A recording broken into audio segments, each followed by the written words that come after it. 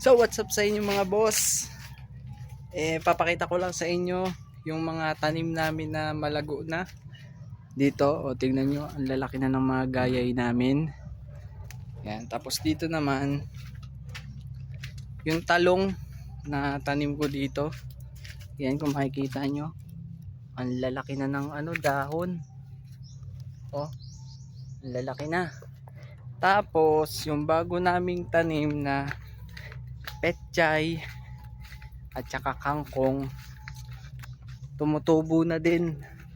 Ito, tignan nyo, ang ganda ng petchay namin.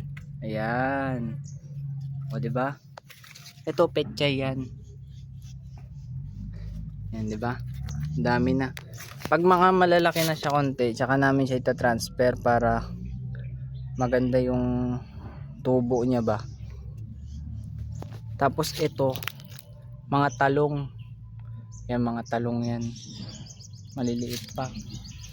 Dito sa kabila, petchay din. Ayun o, petchay din yan. Yan. Tapos mga gayay. Yan. Dito, hindi pa tumutubo. Ito, wala pa. Ito di pa nataniman.